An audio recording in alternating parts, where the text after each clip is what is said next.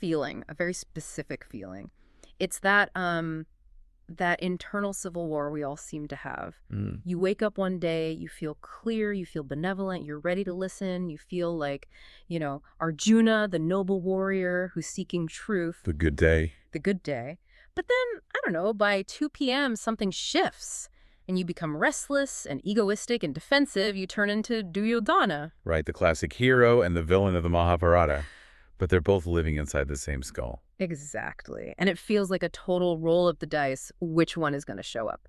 So today we're looking at source material that claims to be, well, a user manual for rigging that game. I like that. Ribbing the game. We're breaking down Chapter 6 of the Bhagavad Gita, specifically Dhyana Yoga, or the yoga of meditation. It's a fascinating chapter. It sits right in the middle of the whole text. I mean, if the Gita is a sandwich, this is really the meat. Okay. It shifts from this really high-level philosophy of who am I to the very practical engineering of how do I control this thing called a mind? And we have a pretty heavy stack of sources today. We're pulling from Swami Sarvapriyananda's deep dive lectures, some dense textual commentaries, and some reflections on the psychology of yoga. Right. The mission is to figure out if we can actually turn the mind from an enemy into a friend, or if that's just, a nice slogan. Well, the text doesn't really start with a slogan. It actually starts with a warning. It does. And this is where I want to pause for a second, because the source material makes this distinction that I think most of us miss. I usually think, I am my mind. If my mind is angry, I am angry. Sure, we identify with it. But the Gita, it treats the mind like a mechanism, a tool. That is the fundamental premise. The verse states that for one who has conquered the mind, it is Bandhu, the best friend. Okay, the best friend. But for one who hasn't, which, let's be honest, is the default state for most of us, the mind behaves like Shatru, an enemy. An enemy, that's strong language. It implies active sabotage. Oh, it is active. Yeah. I mean, think about it. When you want to sleep, who keeps you awake with all those anxieties? The mind. When you want to focus, who distracts you? When you just want to be happy, who brings up that embarrassing thing you did back in 2004? The roommate from hell. And even Arjuna, this legendary warrior, I mean, he can fight armies, but he seems terrified of it. There's that famous line where he complains to Krishna about how hard this is. Yes, Chanchalami Mana Krishna. The mind is restless, turbulent, strong, and obstinate. Yeah. And then he uses this incredibly powerful metaphor. He says, trying to control it is like trying to catch the wind. Catching the wind, it's such a defeating image. If you try to grab wind, you end up with an empty fist. Exactly. But the sources we're looking at today, they use a specific parable to explain why the mind is so tricky. It's the story of the 3 robbers. This is a classic Vedantic story, often attributed to Sri Ramakrishna. It's used to explain the gunas. Okay, before we get to the robbers, we should probably clarify the gunas. We hear that term a lot in yoga circles, Right. but in this context, we aren't talking about personality types, are we? No. These are the fundamental forces that are said to make up the universe and our own psychology. You have Tamas, which is inertia, darkness, heaviness. Okay. Then Rajas, which is all about energy, passion, movement. And finally, Sattva, which is balance, light, intelligence. Okay, so these 3 forces are the robbers in the forest. Right. So imagine a man, and he represents the soul. He's walking through a forest, which is the world, and he gets waylaid by these 3 robbers. The first robber, Tamas, he's the violent one. Right. Tamas wants to kill the man. He shouts, "What's the use of keeping him alive? Let's just destroy him." And this corresponds to that state of mind where we're self-destructive. Depression, extreme laziness, that feeling of just wanting to cease to exist. It's the robber that wants to annihilate your potential. But then the second robber steps in. This is Rajas. And Rajas says, no, don't kill him. Let's just bind him to this tree. So Rajas ties the man up. Rajas is passion and ambition. It binds you to the world with desires. I need this job. I need this relationship. I need to be famous. You're not dead, but you are definitely not free. You're tied to the tree of the world. And most of us live there. We're all tied up, busy, active. But then, after a while, the third robber, Sattva, comes back, alone. And Sattva is the confusing one for people, I think. He's the good robber. He is. He unties the knots. He cleans the man up. He leads him right to the edge of the forest, and he points to the man's house in the distance. He says, "There's your home. Go." But, and this is the part I found really striking in the reading, the man asks Sattva, "Come with me. You saved me." And Sattva says, "I can't. You can't go. I cannot go there. The police will catch me." Why? I mean, if Sattva is goodness and purity and clarity, why can't he go home? Why is he still a robber? Because even goodness is a quality of nature. Even the thought, I am a spiritual person, or I am kind, or even I am meditating, is still a thought. It's still a label. It is still a golden chain. Tamas is an iron chain. Rajas is a rusty chain. Sattva is a golden chain. It's much nicer, it's valuable, but it still binds the infinite consciousness to a finite identity. So the home, that ultimate enlightenment or whatever we want to call it, it's beyond even being good. Yes, the destination is beyond the gunas. Sattva takes you right to the door, but you have to walk through it alone, leaving even sattva behind. Wow, that is a high bar. I mean, most of us are still struggling with the first two robbers. Absolutely. We're just trying to stop Tamas from making us sleep till noon and Rajas from making us doom scroll all day. Which is exactly why Chapter 6 shifts gears so drastically. It moves from this very high philosophy to what is, it's essentially a technical manual. It assumes you were trying to deal with those first two robbers, and it gives you the physics of how to do it. I was actually surprised by how granular it gets. It feels like reading an instruction manual for assembling furniture. Place tab A into slot B, it talks about the seat of meditation. The asana. Yeah, it says find a clean spot, not too high, not too low. And then it lists this very specific sandwich of materials. Kusa grass on the bottom, a deerskin in the middle, and a cloth on top. And I know what you're thinking. Deerskin. Really? It does sound a bit primitive, or at least very specific to a forest dweller from 2,000 years ago. It is contextual, of course. But the principle is really sound. In ancient times, you're meditating on the ground. Kusa grass and deerskin were insulators. They protected you from dampness, from insects, and if you want to get into the sort of yogic theory, from the earth currents that might discharge your bioelectricity. So it's about insulation. It's about grounding the body so the nervous system doesn't get agitated. Precisely. Today, you'd use a yoga mat and a cushion. The point isn't the dead animal.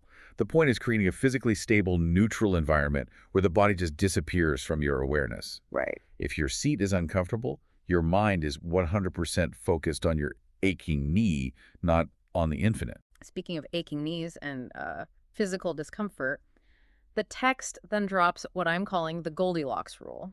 The doctrine of moderation. This was such a relief to read because there's this stereotype that to be a real yogi, you have to starve yourself, sleep 3 hours a night, and basically torture your body. Right. But the Gita seems to say, please don't do that. It explicitly forbids it. It says, yoga is not for the one who eats too much, nor for the one who eats too little. It is not for the sleeper, nor for the one who stays awake. So the whole hustle culture approach to spirituality, staying up all night, chanting, fasting for weeks, is actually counterproductive. For this path, yes. The text uses the word yukta, which means united or balanced. If you starve the body, the nervous system goes into panic mode. The biological survival drive just kicks in. You cannot transcend the body if the body is screaming for survival. The Swami in our source material, he called it the yoga of despair if you try to force it. Yes. The goal is to pacify the beast, not starve it. You give the body just enough food, just enough sleep, just enough movement so that it stays quiet. You're trying to create a windless place. That brings us to the central image of this chapter, a lamp in a windless place. Yatha Dipo Nivatasto. Yeah. It's one of the most famous similes in all of Indian philosophy. It's a beautiful image, a flame that doesn't flicker. Well, think about the nature of a flame. If there's wind, and that wind represents desire, fear, those robbers we talked about, the flame dances, Right. it casts moving shadows. You can't see things clearly because the light itself is wavering. And the windless place is the mind that has been steadied by this practice. Correct. The flame is still burning. It hasn't been extinguished. The mind is still there. It's aware. It's luminous. But it is absolutely steady, singular in its focus. Okay, so we build the seat, we eat our modern amount of food, we steady the flame. But why? What is the payout? Because this takes a lot of effort. Yeah. And the text gives a definition of the result that's a bit of a tongue twister. Ah, yes. Dukkha samyoga viyogam. The disconnection from the connection with sorrow. It's a double negative, isn't it? Yeah, it is. Why not just say happiness? Why the disconnection from the connection with sorrow? Because happiness, at least how we usually define it, is a reaction. It's what's called Vishayananda, object happiness. I get the car, I am happy. I eat the pizza, I am happy. That happiness is connected to the object. And when the pizza is gone. The happiness is gone. That is the connection with sorrow. Every worldly happiness has a shadow of sorrow attached to it, simply because it ends. So this state, this yoga, is about severing that link. Yes. It's realizing a state of being Brahmananda that is independent of external triggers. The sources contrast this with the modern idea of the secret, the manifesting trend. Visualizing abundance, yeah. Right, so the secret is all about using your mind to manipulate the world to give you what you want. The greatest secret of the Gita is realizing you don't need the world to give you anything. There's a specific test for this, though, and I have to say I found this intimidating. The heavy sorrow test. Yasmin stitana dukkena gurunapi vichalyate. Established in which one is not shaken even by the heaviest of sorrows. Heaviest of sorrows. The Swami mentioned this isn't just about, a mosquito bite or a bad day at work. We are talking about tragedy. We are. Loss, physical pain. It's the ultimate stress test. The example that's often given is the ocean.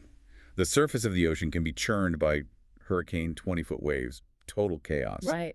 But if you go down 500 feet, the water is silent. It's perfectly still. So the yogi isn't a zombie. They still feel the pain. Oh, they experience the event, the nerves fire, the tears might even fall.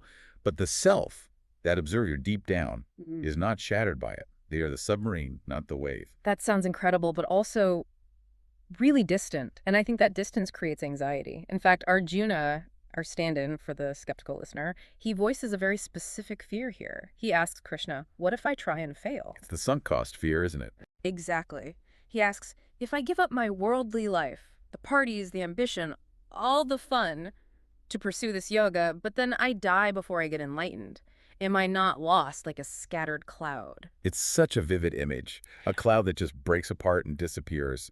He's afraid he becomes a loser on both counts. Yeah. He missed out on the worldly fun, but he didn't get the spiritual prize, so he's just left with nothing. It's a valid question. If I spend my weekends meditating instead of networking, and I don't get enlightened, did I just waste my life? And Krishna's answer is just absolute reassurance. He says, Nahai kalyanakrit kachi dragatim tada gachati. One who does good never comes to a bad end. It's like a spiritual insurance policy. It's a rollover plan. Krishna explains that spiritual effort is never, ever lost. If you die without reaching the goal, you don't go back to square one. Okay, so what happens? What's the trajectory? Well, the text describes a specific journey.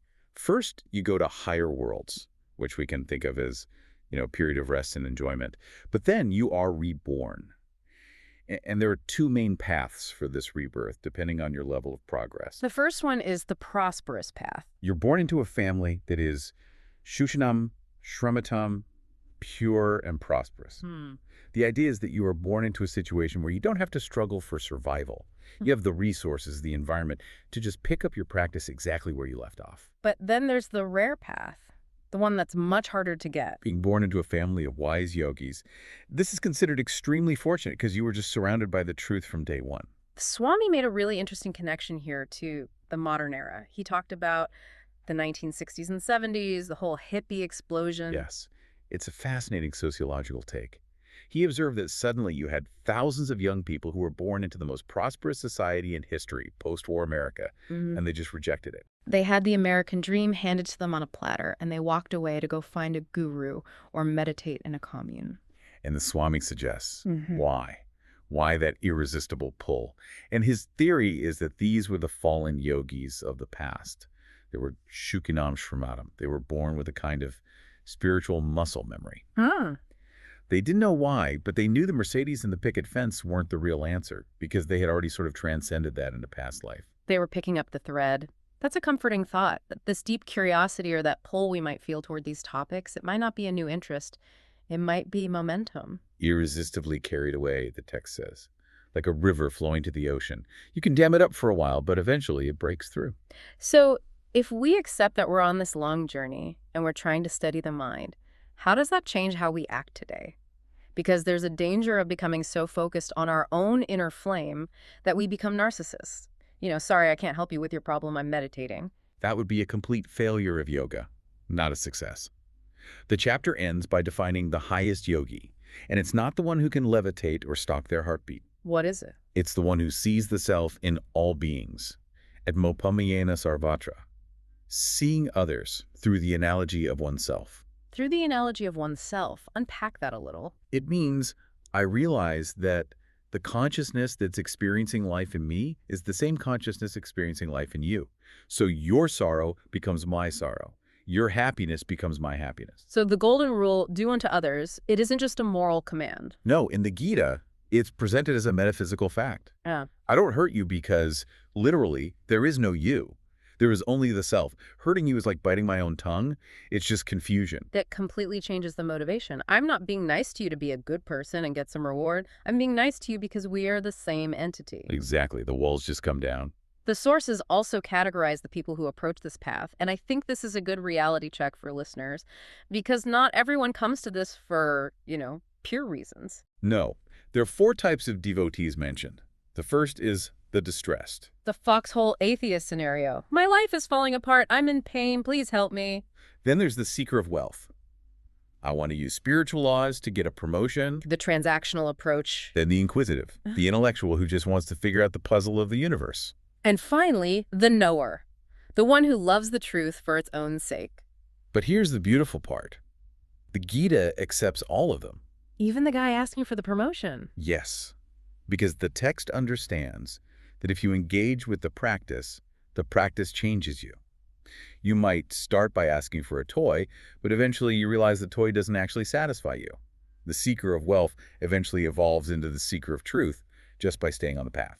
It's a self-correcting process. You just have to get on the conveyor belt. We've covered a massive amount of ground here. We've gone from the 3 robbers hijacking us in the forest, to the insulation of the meditation seat, to the promise that no effort is ever wasted. But I want to land on a thought that came up in the lectures regarding the waiting room. This is such a critical insight for modern life. The Swami talked about how we tend to locate happiness in a place or a time. I'll say, I'll be happy when I'm in Paris. That's a place. Or I'll be happy when I retire. That's a time. We push our fulfillment into a coordinate system where we currently do not exist. Right. But if the greatest gain we talked about, that steady flame, is an internal state, then it has to be independent of geography and independent of the calendar. So the provocative question for you, the listener, today is this. What are you currently waiting for? What event, what purchase, what date on the calendar are you treating as the start line for your real life? And is it possible that by waiting for that future moment, you are missing the only place where the flame can actually burn? Which is right here, right now. The user manual is right there. We just have to stop reading it and start doing it. And maybe catch the wind while we're at it. Or at least stop the robbers. Thanks for diving deep with us. A pleasure. See you next time.